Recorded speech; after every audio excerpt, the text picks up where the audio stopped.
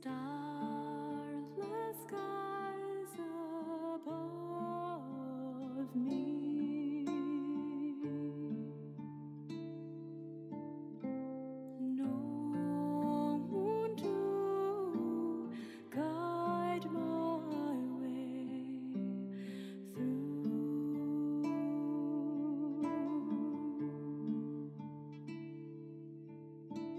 Lost to chaos within me. How do I find you when I'm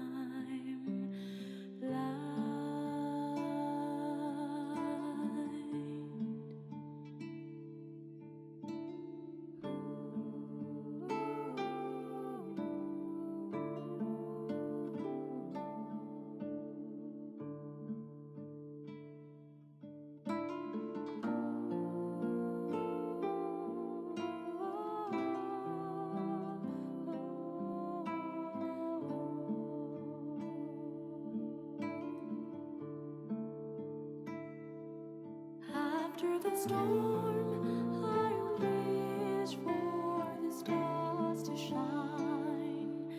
After the storm, I wish for the light. After the storm, I will find you safe and sound here.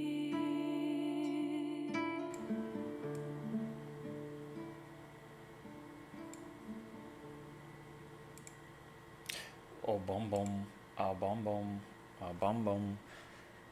Oh, guess who it is? Hello. Hi, it's NikoTheLegend here. And welcome to the Niko Show. Whoa, I'm your host. This is Niko Show episode 27, y'all. Yeah, pipe it up. Pipe it up. I'm fired up, just like my Cinnabon Pokemon gym shirt. Did deadlifts today. Blah. I was doing 1 rep maximums today, and I made it up to 285 for 1 rep. You know, it doesn't seem that much, but for a guy with my size and my caliber, I mean, can you blame me? I mean, it was really hard. I mean, you have no idea what I go through. Anyway, so how's everybody doing? I am doing excellent. I have so much stuff to talk to you about today. And I want to get through all the articles this time because there's so much good video game news and bad video game news to talk about this week. And I'm really, really excited about it. As you can tell, I didn't do my trademark drinking with my mug because... it's a sad thing, I know. It's like it's like I have a hook on my hand, you know. It's like it's always with me, you know. Blah blah blah. I gotta possibly stab my eye out or something. But yeah, just gonna have to just chill without it for now. All right, sorry. So you should hear some video game music in the background. If it's too loud, just let me know. It's like I should be testing this shit before I go live. But whatever, you know, we do it live. We fix it live. Anyway. I'm so glad for you guys to be here. We have a great Niko show. Like I said, we have about 6 articles to get through today about video games. But first, you know, I'm just going to touch base really quick on the introductions that we always do about what's going on in personal life and what video games I'm playing. We're not going to go too much in depth on that because I want to get through the hour that we have with all the articles we have to talk about, because we're going to be talking about a lot of stuff, and it's going to be a lot of good stuff. So first and foremost, let's just say I got to take the ACE personal certification, whatever test again, 3rd time's a charm. I'm gonna take it a different approach. Gonna really do it. Gotta pay out of pocket this time for the first time, $200 to retake. So can't fuck that up, right? So if this is it, if I don't make it, then it's not meant for me. This is a pretty difficult test. Not making any excuses, but it's hard. Okay, it's human anatomy and learning how to treat the human anatomy properly. So it's not easy being cheesy. Anyway, so that's the main personal thing. Another thing I started reading, I finished the Cold Fire trilogy book series by C.S. Friedman. Fantastic dark fantasy books that I loved reading. I finally finished it. It was a 3.5-year journey for me to read through all 3 books because, you know, life happens, you get busy, you know, and you read on the side when you get the time, but sometimes you just gotta make the time. So I finally finished reading the third book like about half a week ago. Fantastic series. I recommend it. It's the Cold Fire trilogy by C.S. Friedman. Book series came out in the 90s, so, not too old, right? But that doesn't matter. I mean, look at the Lord of the Rings series and all that. So I'm reading the new book by Terry Brooks, the Shannara Chronicles, the Sword of Shannara. That's the brand new. Terry Brooks is one of those if you haven't heard of him, he's one of the gurus for writing medieval fantasy type books. Obviously, his inspirations is from Tolkien, of course, whose isn't. So you can be reminded of like elves, dwarves, gnomes, and all that. So I started reading it last night, and it's pretty good so far. I'm excited. It's about 700 and something pages. You can only imagine how long that's going to take me to read. So I've been reading that. Speaking of reading and writing, whatever, going to start actually writing in my novel today, and haven't done anything with my short stories yet because I'm kind of just waiting until the fog clears up or the dust settles after the ACE training stuff. So I'd rather just write and not worry about anything money related for like publishing, hiring people to do illustration or something like that, because I need to save up money for this test. But we'll get to that eventually. I got my whole life, whatever. But so that's the personal stuff I'm going through right now. Now let's talk about video games. So 2 video games I've been mainly playing, and I'm enjoying them very much so, which is, one is Yakuza 0 that I bought for the PS4 because, they designed it for the PS4 exclusively first, and they gave it 60 FPS, solid frame rate. It's a fantastic game. If you really like the Shenmue series, you'll like Yakuza. If you wanted to like Shenmue but you didn't because it was a little too mundane for your taste, well, Yakuza is a little more streamlined a bit to where it's not as mundane, but it still has the love and charm that people liked about Shenmue, which I really do want to play Shenmue eventually. That'd be a fun game to stream and everything. It'd be a really fun game. Streaming Yakuza 0 wasn't entirely fun for me because there's a lot of dialogue and a lot of text reading, and you run out of breath easily when you're on stream. I could just not read it and have you guys just quickly read it, but I like reading this stuff and putting my own narrative on it. But nonetheless, Yakuza 0, if you really like beautifully choreographed cutscenes, gameplay, fun gameplay, pretty great graphics, a vivid, lively world of Tokyo, Japan. It's seriously like the closest thing you would get to playing seeing like an anime that takes place like in Japan and Tokyo or something. It's such a well-designed game. Some of the stuff choreographed in there is just amazing. They put a lot of heart and soul into it. It's like they actually give a shit. And it's only $20 because greatest hits on PlayStation, and then it released on the computer not too long ago. It's only $20. How awesome is that? So pick it up. Highly recommend it, Yakuza 0. And then the other game. This game tickles my heart in a good way. Woo! This game is fantastic, and it's only $20, and it just came out about a few days ago.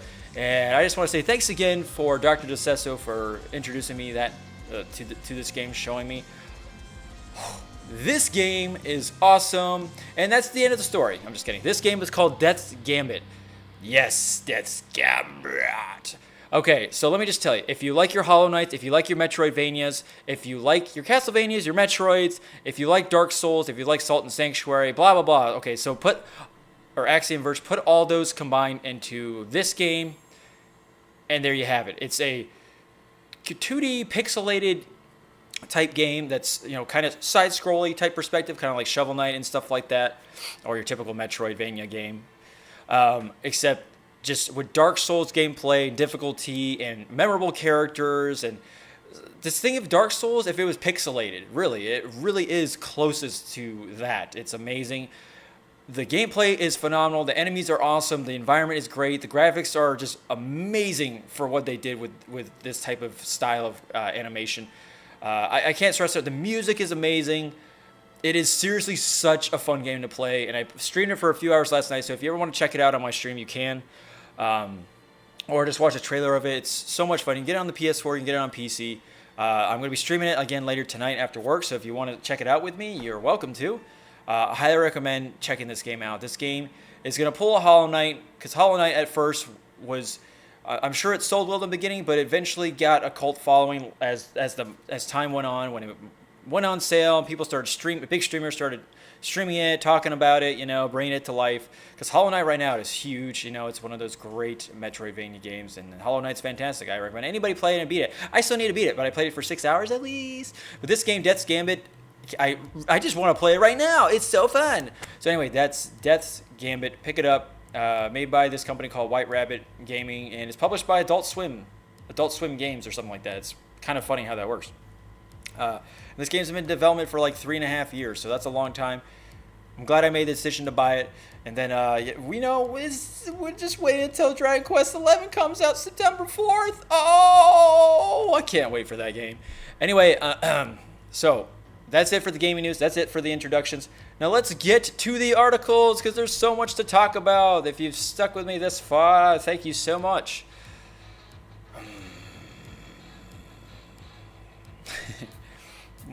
Gulp. I'm just pretending to drink water now. Okay, so let's get to the gaming news. Like I said, we got some good news and some bad news, but the bad news and good news are all interesting. They're not even like political bullshit this time around. Like Germany allowed Nazi symbols in their games now. Blah blah blah. Video game psychology. Does it lead to gun violence? Like none of that garbage. None of that same stupid argument that people just like to talk about because journalism. These journalists just have no IQ whatsoever. All right, so the first one is bad news. Yeah, starting out with a bang. Spyro Reignited Trilogy release date delayed to November. Ooh, that's not how you win support from fans. I don't care if your game just took a shit. I don't care if someone deleted all the coding. It doesn't matter. People don't see it like that. They see it that a game's getting delayed, and it's such a late delay. Like a month before it comes out, basically, and it's getting delayed another month. That's not how you do well in the sales business. But let's find out why they did it before I start throwing pitchforks at it. Spyro fans will have to wait just a few weeks more. Just a few weeks more, they say. Than originally planned for Toys for Bob's reimagined take on the first 3 Spyro adventures. Toys for Bob studio head Paul Yan has confirmed in a blog post that the Spyro Reignited trilogy for PS4 and Xbox One will now be released in November 13th. Okay, you can stop by, GN. Publisher Activision. Oh, it makes fucking sense now why it's been delayed. Jan previously spoke to IGN about recapturing the magic of the original Spyro games, said the team is deeply committed to getting these games right, and the delay is because the trilogy needs more love and care. Sure it does. It's not like there's no big games coming out in September or November or October, right? Ooh, yeah, it's really love and care. No, it's just Activision doesn't want to release it and get its sales destroyed.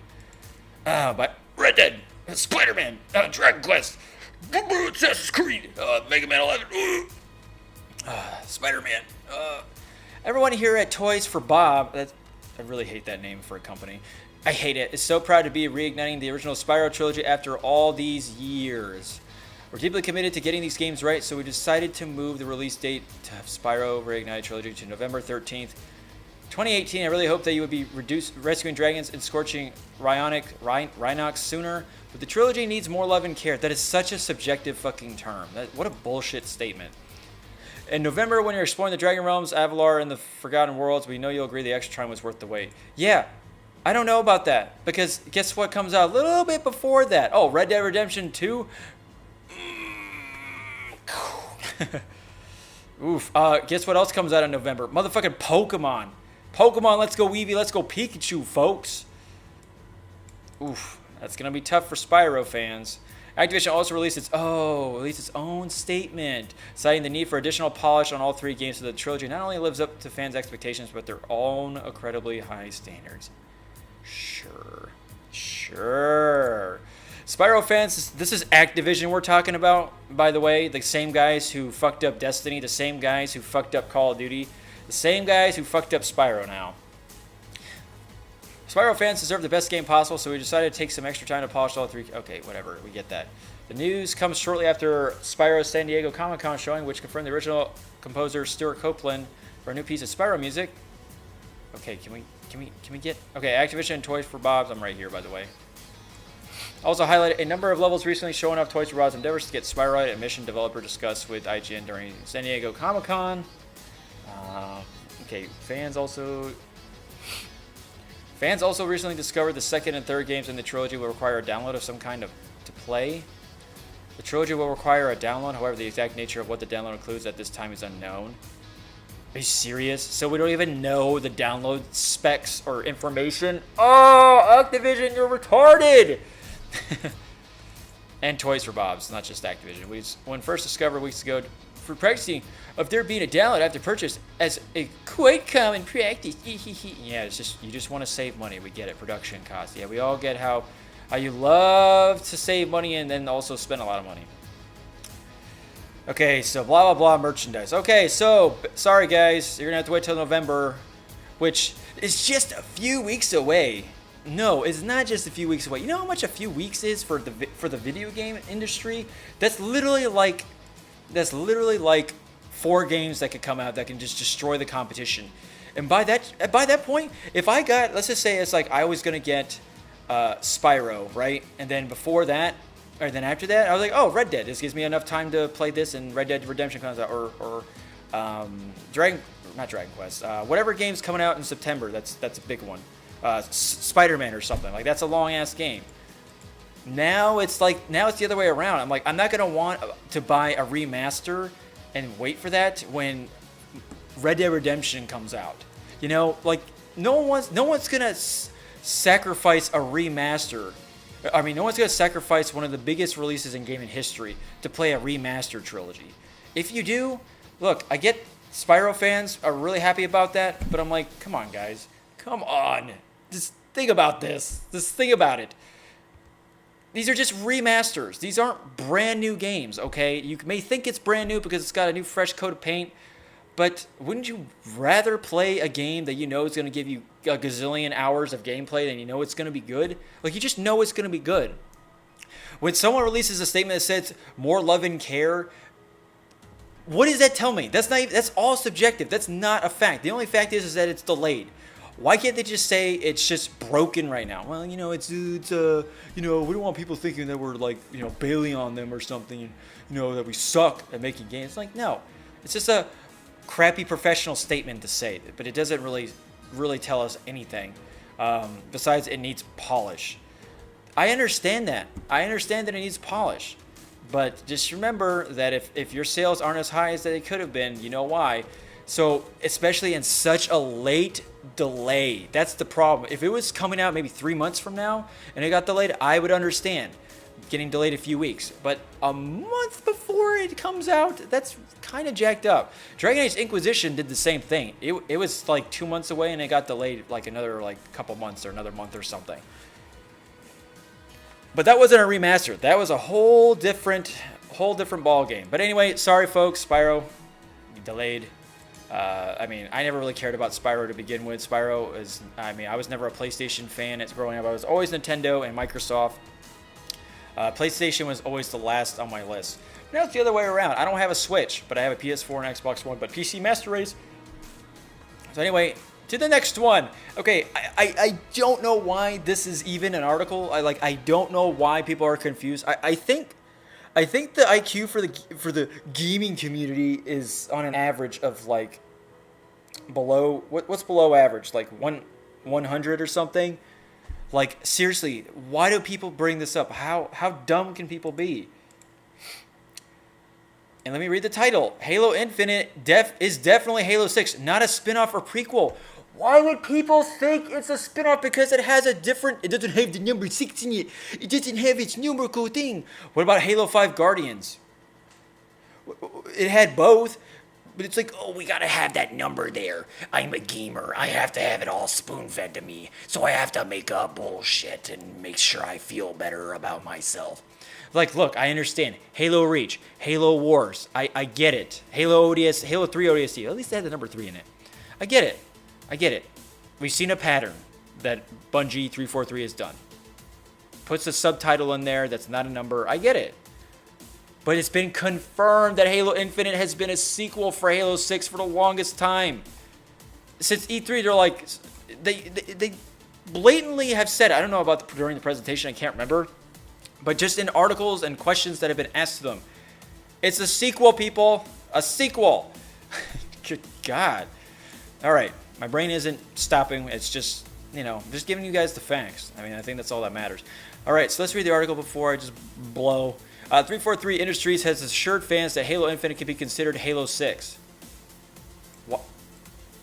Considered? Okay. Rather than a prequel or spinoff, that the non-numbered title may suggest. Ooh, maybe it's not canon. Like apparently, Metroid Prime isn't canon. Ooh, it's not canon. Because because Metroid needed to have numbers for it to be a sequel, right? Metroid, Samus Returns, Super Metroid. Oh, geez. Metroid Fusion. Oh, oh. So I just like this already. Can be considered. What does that even mean? Considered. What a subjective ass fucking term that these journalists from IGN use. God, they're so annoying. Just say can be confirmed. How about confirmed? Not considered. So stupid. Oh God. 343 Jeff Easterling confirmed that the upcoming Halo. Oh, now we get confirmed. Now we get confirmed that the upcoming Halo Infinite is indeed. So just forget that first paragraph. This stupid introductory statement. Upcoming Halo Infinite is indeed the next main installment in the series. Well, that's the end of this fucking article. Despite not being a numbered entry, it is Halo 6. You should just consider Halo 6, Easterling said during a Mixer stream. See, this is what happens. Like, Mass Effect Andromeda did the same thing. That was a sequel, prequel. I don't know. It was confusing as shit. Don't play the game, by the way. But still, it was a sequel. It was a continuation after the trilogy. About 600 and something years. Don't think of it as a weird prequel kind of thing. It's the next story. It's the next chapter in what is going on. Halo Infinite was revealed at E3's briefing back in June, and the focus will be firmly on Master Chief in a post of Halo Waypoint. 343 told the community that they heard loud and clear the players wanted more time with Chief as a playable character. Not more time, just all time. All the fucking time. People didn't like the Arbiter when Halo 2. People didn't like it in Halo 5. Why would they bring that back? Why? They've already done it in Halo 2. They've already risked it. They don't need to do it again. Now, look what happened. Except Halo 2 had a fantastic story. Halo 5 did not. So at least Halo 2 had that going with the Arbiter. And the Arbiter is a cool-ass character. Spartan Locke, not a cool character. I don't give a shit about Spartan Locke. Maybe Buck. I like Buck. Halo 5 saw players take on the role of Master Chief and Agent Locke, but Infinite will focus firmly on Chief and will continue the story that we saw play out in Halo 5. Yeah, like thereof. Okay, so that is it. Confirmed. All right, neckbeards. All right, nerds. No more talking about this. None. Done. It's been confirmed again and again and again. It's like they have to hear it again. It's like they get confused when the number's not in place. Just use your brain and just read what they previously stated. I understand that stuff can change during development process, but they're not going to do that to followers of and fans of the series, where it's like, actually, it's a prequel. It's a spin-off series. No, it's not. So anyway, I'm glad that had to be an article that, someone had to post on 4chan or Reddit that it's like, is it a prequel or a spin-off? I don't know, because it doesn't follow the number pattern. I'm like, listen, quit being so fucking meta. Just take it as is. Just quit trying to, nail it down. Good lord. All right, well, I hope Deal is watching this part, because this one's something that he can relate to. So, this one is an exciting one. This one's more of an informative type approach. How to make retro video games look good on your modern TV. This was actually posted an hour ago. Whoa, wow, this is Sandy. Let's see, NES Classic Edition. You don't need this modern update of Nintendo's classic NES. Here's how to make games on your old consoles look good on modern TV. Want a zero-hassle way to relive your youth? The NES and SNES Classic are back on store shelves. They only come with a few dozen games, though. They only come with a few dozen games. 30 games is a lot, okay, by the way. 30 of the best games, but there's still other really good games that they could have put on. So if you have a vast collection buried in your closet, you might be tempted to pull out your old retro systems instead. The only problem, they look and play terribly on modern TVs. When you plug an old game console into an HD TV, you'll see the underwhelming mess of blurry, laggy video with muted colors. You could get better picture quality by using an emulator to play those games on your PC, but emulators aren't perfect, and God God rest my soul. That is such a true statement there. Some obscure games have bugs or don't work at all with this type of software. And unless you plan on illegally downloading the games you want, you still need specialized equipment to connect those old cartridges to your PC. If you want a true retro gaming experience, you'll want to use the original consoles. And thankfully, you can do a few things to make them look great on modern TVs. From tweaking the settings to buy a dedicated video upscaler, here are your options. And this is exactly what Deal and I would do when we played retro games. It's exactly the same fucking thing. Get a cleaner picture with the right cables. All right, you follow me? So, how should you connect your console to your television? Many classic video game consoles had multiple outputs, and some were better than others. On older systems, you'll find support for some or all of the following. RF, the lowest quality, which is like the original Nintendo. The lowest quality of the bunch. RF uses radio frequencies to transmit video and hooks up to the antenna port on your TV.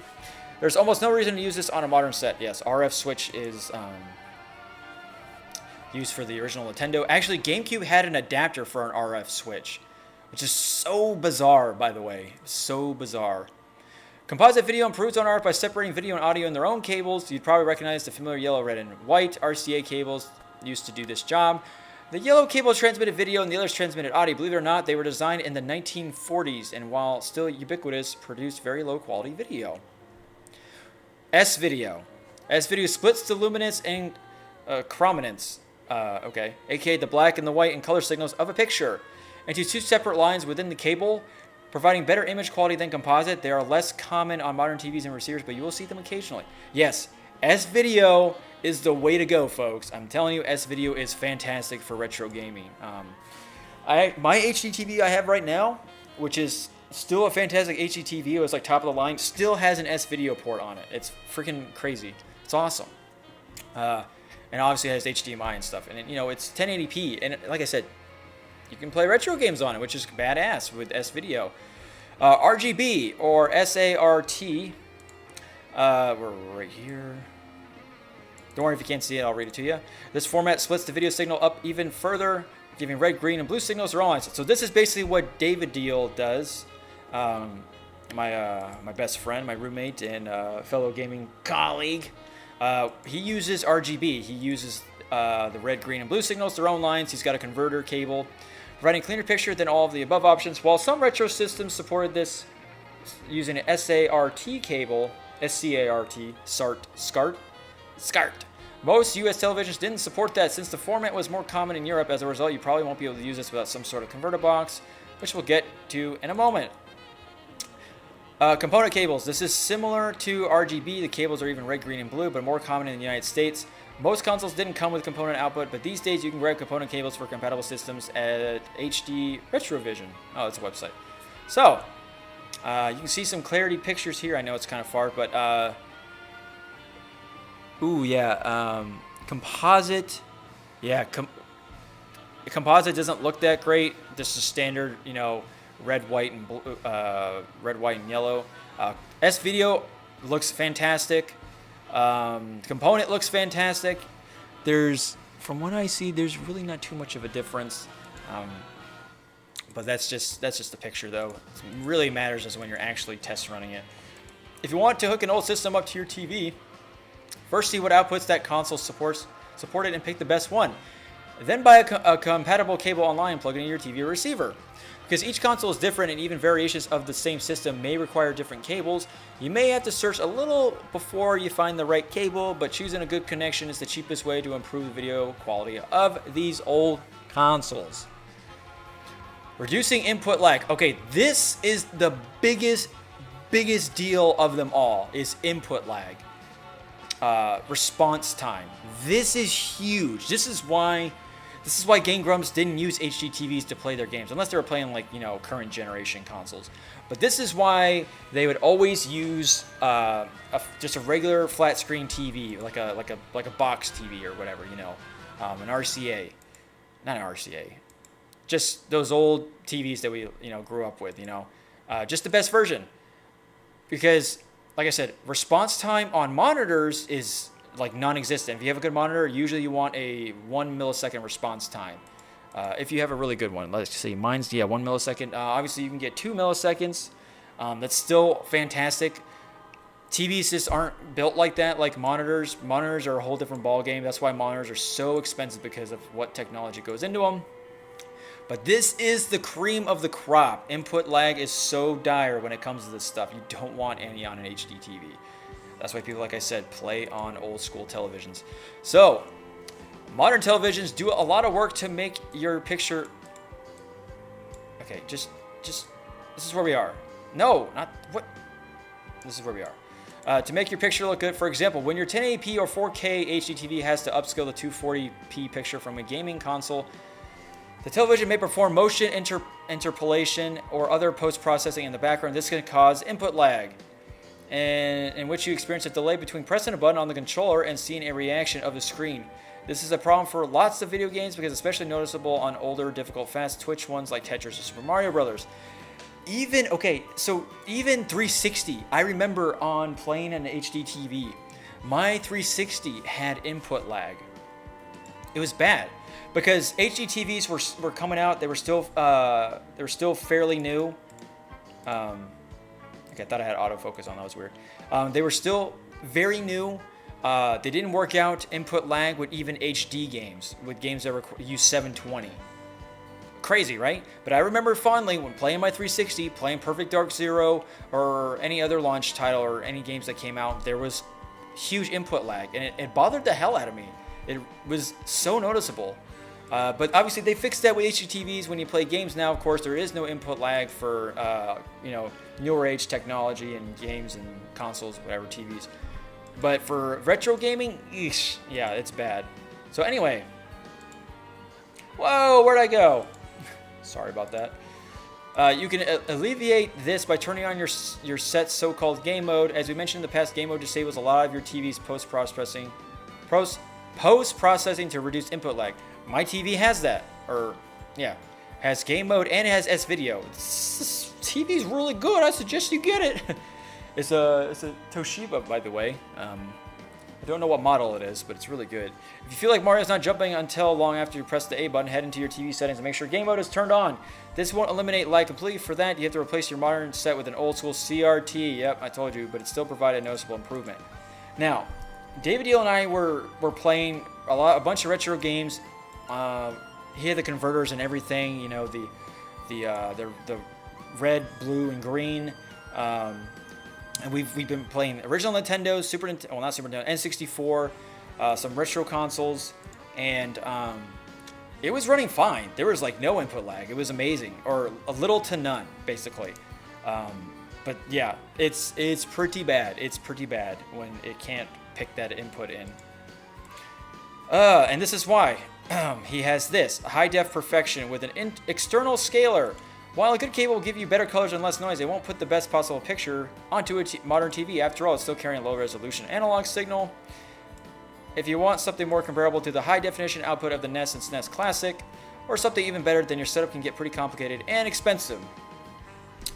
If you think that picture is still worth it, you can achieve HD output on old systems using an external scaler designed for video games. This convert your console's low 240p signal to a high-definition signal for modern TV sets. Yeah, they're basically called HDMI converters.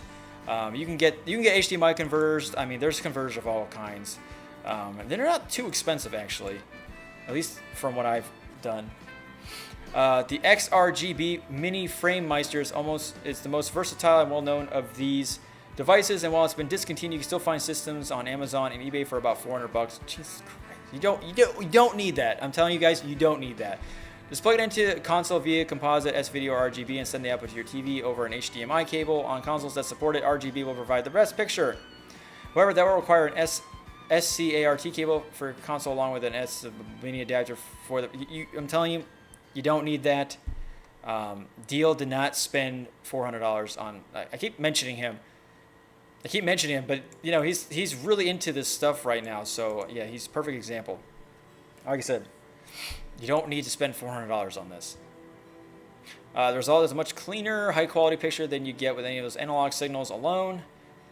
But see, my thing is, it's like, look, up here, I mean, you can't really tell, but it doesn't need to show every jaggies, okay? I understand that. I completely understand it. As long as the image is clear to me, I'm okay with that. I am perfectly fine. because like I said, we were playing NES stuff like a couple days ago, and it looked fine. It looked great. Even had the progressive scan lines, like even that's the fuzzies that your TV would have. It's funny. The open source, okay, it's really blah blah. Okay. Although you can find cheaper options, they introduce more input lag than I generally consider acceptable. You're better off just plugging component cables straight into your TV. Is your head spinning? Yeah, I don't blame you. The results can be fantastic, but buying a setup like this will lead you down a complex, winding rabbit hole. That's why some folks have opted for updated clones, retro consoles instead, like the analog Super NT, which plays all your Super Nintendo cartridges up using built-in upscaling and HDMI. They don't exist for every system, and they're still expensive, but if you want to rediscover one older console, it won't cost much more than an upscaler. It would be much easier to use. Alright, so there you go. You can always check this article out. It's just type in, you know, how to make retro video games look good on modern TV. Like I said, it's not that expensive. If you want the crystalline jaggies that you've always wanted of the pixels, fine. You can spend $400. That's perfectly fine. That's an option. If you want to go up and beyond. But honestly, when we were using RGB, my friend Deal and I, and it looked fantastic still. It looked great. The quality was great. He was using the converter cables, like HDMI converter or upscaler or whatever you call it. He had all that stuff that this article is talked about. And yeah, if you have a TV that still uses S-Video, that's awesome. If you have an HD TV. If you have a CRT TV, you got really nothing to worry about. You really don't. And we have it connected in his room to where we can also stream, we can get the resolution we want, and we can stream using a capture card at the same time. Like we were streaming original Nintendo 64. It was just amazing. It was so cool to do that with current day technology mixed in with retro. It's awesome. And we're using the hop capture, and now they just made a hop capture that has S-Video on it. Of course, because popular demand. And we kind of have an older model. It's like 4 years old, but still, it still gets the job done though. That's all that matters. But anyway, there you go, folks. Retro gaming in a nutshell. Let's move on to the next article. Okay, so this one just makes me sad even more in a good way and a bad way, because I really fucking want this game, because I haven't played a good vampire game in forever. I think the last good vampire game I played was obviously Vampire the Masquerade, Redemption, and Blood Rain. I guess you could consider Witcher Witcher has some vampire elements in it, like Blood and Wine expansion and werewolves and stuff like that. But yeah, it does have vampires in it. That's why Witcher 3 is just so fantastic. It's so great. But just solely playing a main character as a vampire, I have not played Vampire the Masquerade Bloodlines. One of the best games ever made, but very underrated because it came out at a bad time against other games, and it was kind of just swept underneath the rug. But it has a huge cult following, so that's why Vampyr has been such an important game for a lot of people who wanted a spiritual successor to Vampire the Masquerade. Now, I don't know entirely if it truly is a spiritual successor, but if you want great storytelling, great characters, great world building from people who made Life is Strange, which makes pretty good stories, and Captain Spirit, they make fantastic stories. If you played Life is Strange, you know how serious that stuff can be. They did a great job. It's on the level of Telltales. So think of it as a vampire game with RPG elements and great consequence choices and all that you'd see like in a BioWare game. But the game looks fantastic. It's gotten great reviews. I'm waiting for a good sale for it. There is no good sale. It's been out for like 2.5 months. It's bothering the hell out of me. I don't know when I'll be able to play it. I've been wanting to play it for so long, but since I've got Death's Gambit and Yakuza 0, at that point I could have just bought Vampyr for $40, but god damn it. Don't you just hate that when that happens? But it's all good. This is consequence. Anyway, so speaking of Vampyr, the game is so popular now that it may be coming to TV as a movie or series. Can you fucking believe that? The game's been out for 2.5 months and it's being considered for a TV show. Anyway, so let's read about it. Video game developer Don't Nod Entertainment's latest, Vampyr, is being optioned into a TV show. Don't Nod is primarily known for the Life is Strange series, but Vampyr was an ambitious new gamble for the studio. Of course, because this is an RPG, Life is Strange is like a Telltale's game. Completely different style of gameplay. Unlike Life is Strange, which has an interactive visual novel style setup, Vampyr attempted to combine a moody gothic story with action-oriented gameplay. Also, unlike Life is Strange, Vampyr didn't manage to find a huge audience because it's vampires. People don't like vampire games. I get it. Vampires get a bad rap. Vampire lives matter! The game received mixed reviews. Tell me... I don't know what a squibba is, so I won't answer that statement. If you want to ask me a question, you can call me by my name. Or get out. The game received mixed reviews, but was praised for its story and environment. By the way, it didn't get mixed reviews. Maybe critic reviews, but you know they have like accolade trailers, and it has like showing all the people that did like it. So and on Steam, I think it has mostly positive. Luckily, and apropos as the game's considered, the undead vampire might be getting a second life on TV screens. It's still alive, guys. It's not dead. Okay. Is this going to be like another Vampire the Masquerade Bloodlines or something? It's just going to get a cult following because it's a vampire game, just like all the vampire games get. Like Blood Rain, Vampire the Masquerade. What was that one vampire clone for Metal Gear Solid that was like on the original Xbox? I don't even remember what that was called. It was some Rain game. Blood Rain. Deadline reports that Fox 21 Television Studios has optioned the television rights to Vampyr. Fox 21 is developing the title in conjunction with MCG's Wonderland Sound and Vision. Blah blah blah. Okay. So, executive produced TV shows from Supernatural to Chuck. Those are pretty great shows. I love Supernatural. Is set to direct and executive produce the project. So I guess the game is just so bad that it just deserves a TV show now. It's currently unclear if Vampyr is being considered to become a TV movie or an ongoing series. I'd rather have it as a series. It does appear, though, that the television adaptation will follow the story of the game or at least be heavily inspired by it. Yes. Vampyr is set in London during 1918, immediately following World War I. Players are given control of Dr. Jonathan Reed, a young doctor who has just returned home from the war. World War I, yeah. Upon hitting London again, Jonathan is infected by a vampire and turned to an undead, blood-sucking, blah, blah, blah, blah, blah. Okay, let's get to the development news. Vampyr's development into a TV show is in its earliest stages, very early. There's not even a potential network or streaming platform attached. If the project did make it to the series, though, it would be rather unique. There have been video game TV shows and mostly been cartoons directly aimed at children. Typically, studios that option rights to video games try to recreate the story as a movie. The results are almost never ideal, with some of the worst movies ever created. Yep. There's no guarantee that a TV series could adapt the video game better. However, there's a higher chance since a TV show, like a video game, has far more time to develop its story and characters. I mean, they can do it for superheroes. Why can't they do it for video games? Vampyr being optioned right might represent a change in the way Hollywood approaches video game adaptations. Vampyr isn't the only video game project in the TV development either. Castlevania has been turned into a successful show on Netflix. Meanwhile, the long-awaited Halo TV series is finally becoming a reality with a projected premiere date of 2020. Halo and Castlevania do have bigger audiences or more recognizable names than Vampyr, so it's hardly surprising that both have found some manner of success. Yet, if Showtime's Halo series performs well and Vampyr's project gets off the ground, there could be a lot more video game TV shows in the future. Like I said, this is the game that I want to see. The biggest complaints that people ever had is the combat. Because they're like, oh, I can't just go in there and just call a dude. I can't just dual shock. I can't just own a guy. Like, it's an RPG. You have to strategize. You have to go in there. You have one at a time. Just like everybody complained about Elix. Yeah, Elix had some clunky combat, but it had a pretty decent story, pretty good characters. I enjoyed it. I liked the world. And the combat I was okay with. It was doable. There have been so many games out there that RPGs have been created, and they have okay combat systems, but the game still did just amazing or very well or got a cult following. Like I said, Vampire the Masquerade got a cult following. You can even say Deus. People probably don't even like Deus Ex Combat from the 2000s version, the Game of the Year, but it still got Game of the Year somehow, right? And like 4 more sequels or something. Knights of the Republic. I have had friends that don't like the turn-based strategy for a Star Wars game, but Knights of the Republic got Game of the Year and a bunch of awards and stuff.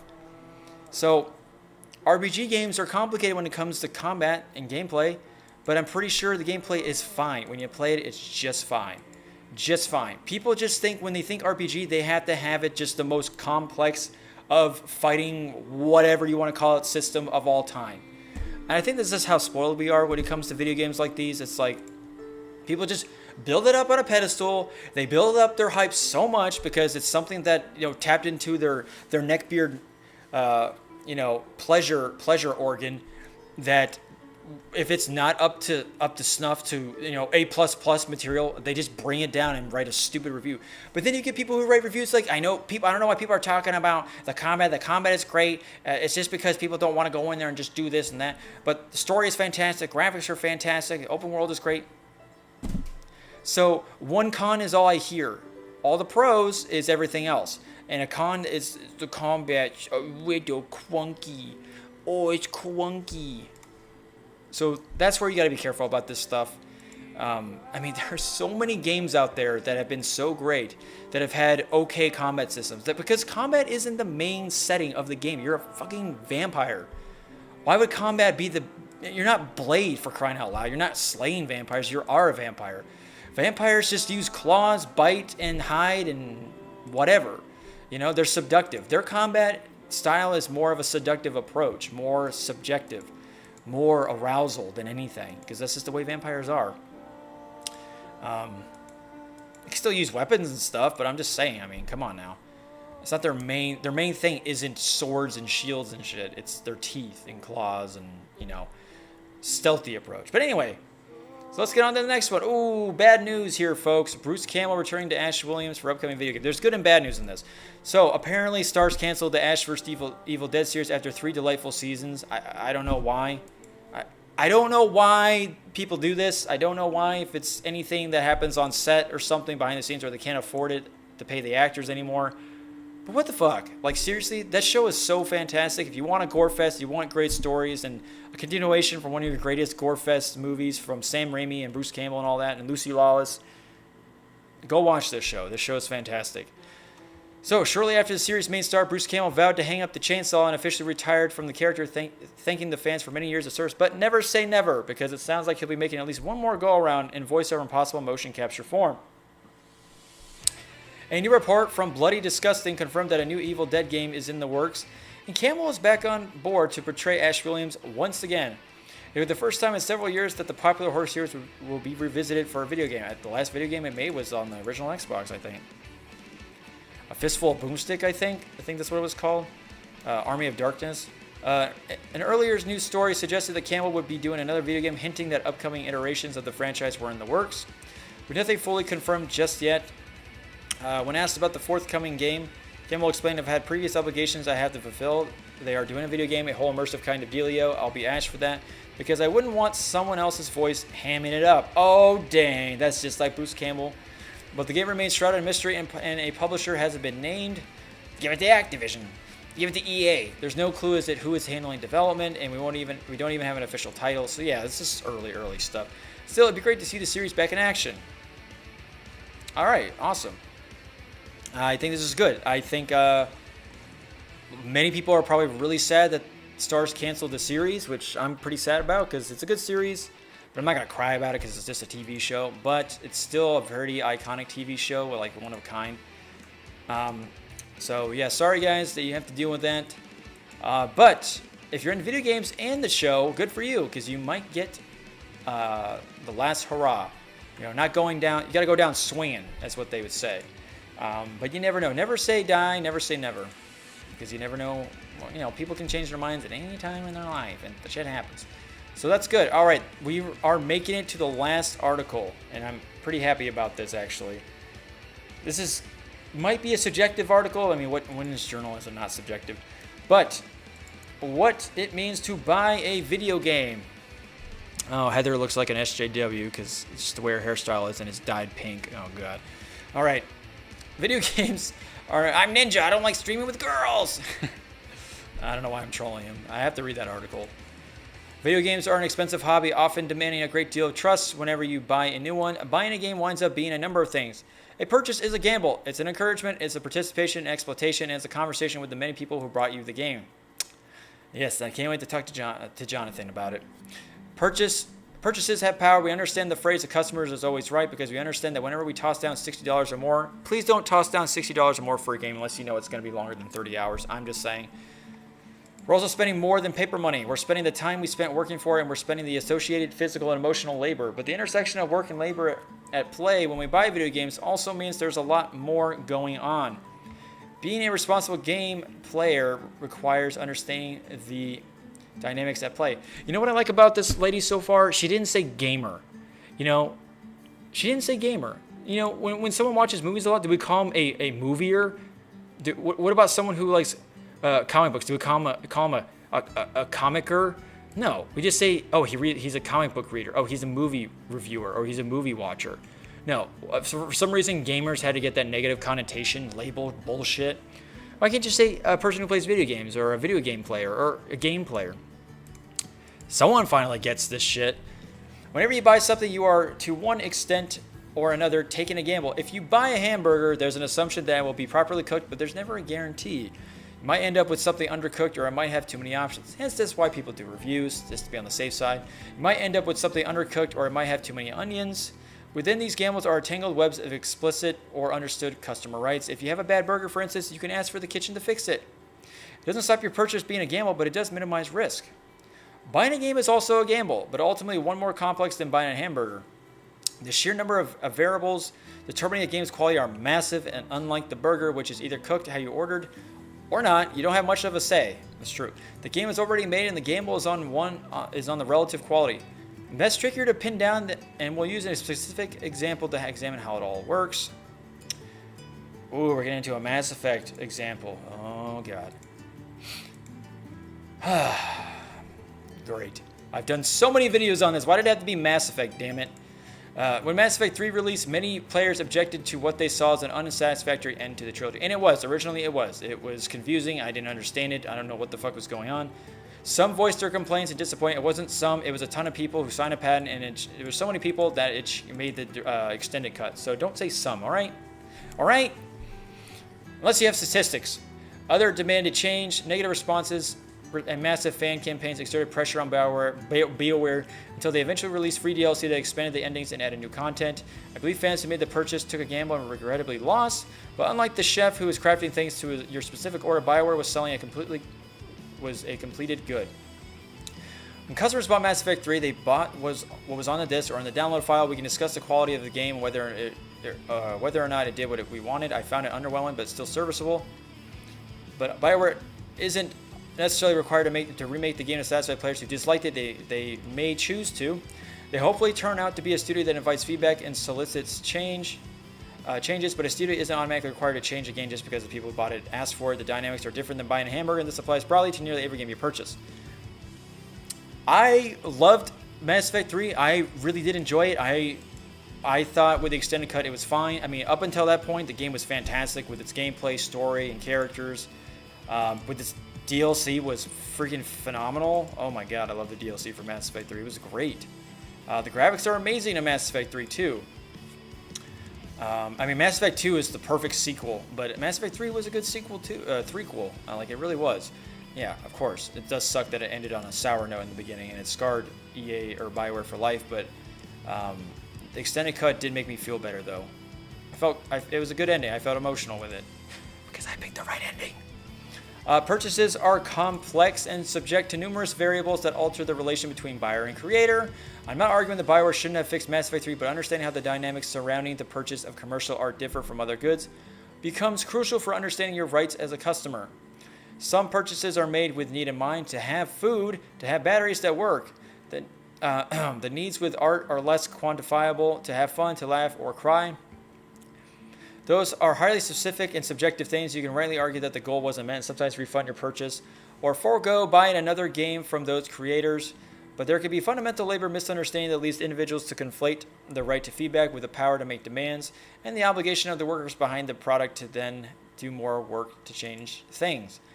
It's a difference between saying something disappointing you while explaining why and expecting a developer to, without question, expand or rewrite their art until you are satisfied. Yes, I understand that. It's all subjective and stuff, but it was still a pretty bad ending. It had so much hype and build up to it. I mean, how can you blame people for being upset?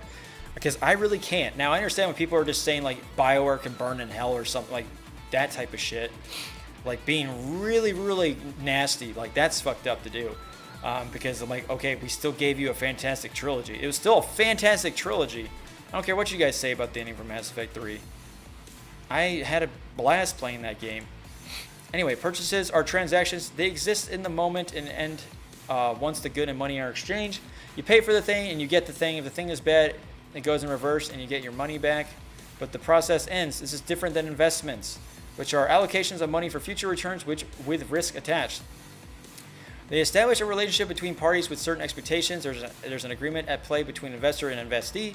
For instance, Kickstarter, we got 5 minutes, backer invests money in a project with the understanding that something will be made. They also do so knowing the risk, for instance, that the quality is not completely assured. Larger investments and stakes in projects grants more voice in the direction it takes. Should the project stall or be mismanaged, they can attempt to take action. Okay, so this article is pretty long, so we kind of get the idea what they're trying to say. I'll try to summarize it as best I can. So, yeah, especially when we're in a day of hold on a second. There we go. Let me get white again. I'm white. My tan's gone. So in this day of age, we can basically see every hand that a company has. Like if you're playing poker, we can see what hand they have. Like we really do, just by previous patterns, previous psychological stuff they did, previous marketing strategies. I mean, the mirrors are all over the room, and we can just see what hand they have, what cards they're going to be dealing. We just don't know how exactly they're going to do it, per se. But we know it's going to be bad. It's going to be ugly. But sometimes we just don't even expect it at first, of course. And like I said, nowadays video games are just so easy to look up reviews about and research information, what your friends are saying, what anecdotals, articles, reviews, blah, blah, blah, blah, blah. You get it. Back in the day, it wasn't so easy. And when I mean back in the day, I'm talking about like the 90s and early 2000s. When these websites like IGN and GameSpot and Team Xbox and GameSpot, tips and tricks, or, it was mainly magazines that were doing the reviews, like Game Informer, Electronic Gaming Monthly, Nintendo Power. Those guys were doing what IGN is doing now and GameSpot, reviewing games and stuff like that. That was our best way to find out what was coming out next. But it was fun doing that. It was fun going in the stores and doing some research of ourselves, looking in the magazines, seeing what's new, what's coming out. And I mean, I really still do like how they still come out with these gaming magazines. They're really cool to read and hear what the developers are talking about. Hey, how's it going, Blake? Welcome. You're at the final moments of the NIKO show, but better late than never, my friend. But when I was growing up, here we go, anecdotal. When I was growing up, I didn't even, I'm glad you're happy, friend. That's awesome. I didn't even have, we had a computer, we had a Windows 95, whatever, but we didn't really have any type of website to go off of to be like, oh, this game is great. Whoa, this is cool. We had to take the risk as kids growing up, or as gamers in the 90s. We had to go in a rental store and just either go in a rental store and pay $5 or $3 to $5. It was pretty cheap back in the day. And test the game out, and if we liked it enough, we might rent it again, or we buy it. Or we just buy the game and just risk it all. And sometimes it paid off big time. Like, I was really good at renting games as a kid. Probably because I judge book by their cover, quite a bit. I love illustrations for video games. I think they're fantastic. Artists spend a lot of time doing them. And it does pay off. It really does. Like when I saw the cover for Chrono Trigger, I wanted to play the crap out of that game. Cover for Mega Man X, the cover for Super Metroid, or it's just insane how that stuff was like a part of the reason why we bought these games. We didn't have reviews. We didn't have Steam. We didn't have Metacritic. I don't know how far Metacritic goes back, but I'm sure it goes pretty far back. But I didn't know about Metacritic until a long time later. So it was more of a risk back in the day. Now it's not so much of a risk. We still spend $60 because we still want to support these companies and we really like these franchises. I get that. But the risk is nowadays is that developers have gotten pretty lazy when it comes to developing games. And I'm talking about mainstream developers like EA and Activision and stuff like that. You know who I'm talking about. Or Monolith Studios with Shadow of War. But indie game developers and Nintendo and Ubisoft, Ubisoft has gotten back on track. Capcom has gotten back on track. You know, Konami is bleh, one of those crappy companies now. It's a sad day in hell, cold day in hell to hear that, to say that. BioWare has become a flop of a company these days. Disappointing, just so disappointing in them. But they used to be RPG guru giants, people, giants. So yeah, it's a gamble. You know, loot crates, cosmetics. Oh god, microtransactions, RNG shit. Oh my god, I hate how that's like such a thing that bring up in conversation all the time. But you get the idea. It's gambling on video games was so much more, I think, satisfying back in the day because we were really digging, really trying to find something that appealed to our sense of personality and characteristics. I mean, we just weren't spoiled with the information. You know, it was like such a, you know, high risk, high reward type thing, not high risk, low reward, high risk, no reward, high risk, all microtransactions reward. Good God. But yeah, let me know what you guys think about this video. This has been the NIKO Show. Leave your comments below. I mean, on this Twitch channel, but this will be on the YouTube channel as well. I appreciate everybody who stopped by. I hope you guys have a great day. This has been the NIKO Show. We talked a lot of good things today. I'm glad we got through all the articles. And yeah, I hope to see you guys again. I'm going to be streaming Death's Gambit tonight at 12 a.m. Eastern Standard Time. So I hope to see you guys there. Enjoy your life. And it's good you got one more badge. Good job, Blake. You need one more badge. Sorry.